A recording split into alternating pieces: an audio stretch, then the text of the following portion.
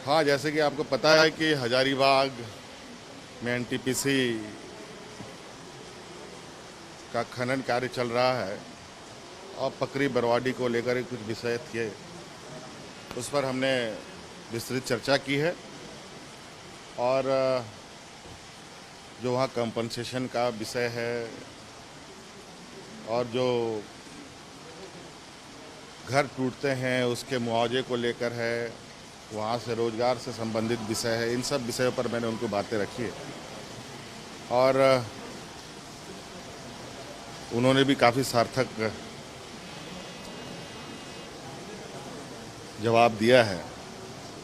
और उन्होंने कहा है कि मैं जल्द ही जो कंपनसेशन के विषय पर जो उनका मंतव्य है, वो उनका जो ये है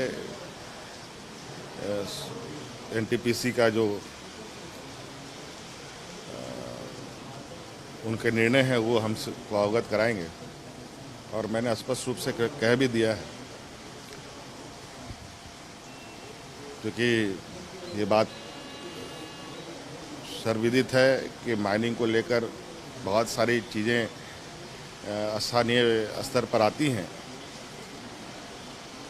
और चूँकि एनटीपीसी कोई अपना कोयला बेचती नहीं है, चूँकि खुद ही पावर बनाने के लिए उपयोग लाती है, तो राज्य सरकार और एनटीपीसी का एक तालमेल होना आवश्यक है, क्योंकि राज्य सरकार की भी जिम्मेवारी बनती है कि ग्रामीणों के हितों की रक्षा करे। और राज्य सरकार की ये भी दायित्व बनती है कि एनटीपीसी का जो पावर प्रोडक्शन है वो भी ना रुके।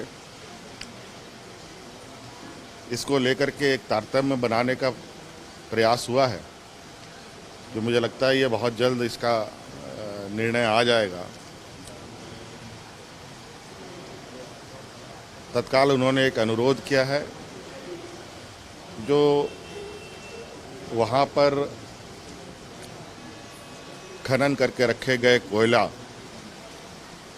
और जिस क्षेत्र में खनन हो रहे हैं उन सब खनन कार्य को ना रोका जाए, खनन और ट्रांसपोर्टेशन का काम होने दिया जाए।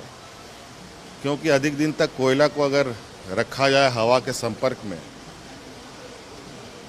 तो कभी भी कोई घटना घट सकती है, आग लग सकती है और फिर ये दूसरा झरिया का इतिहास ना यहाँ पर उभर के आ जाए। इसलिए वहाँ का जो डंप है उसको भी जल्द से जल्द खाली करने का उन्होंने अनुरोध किया है।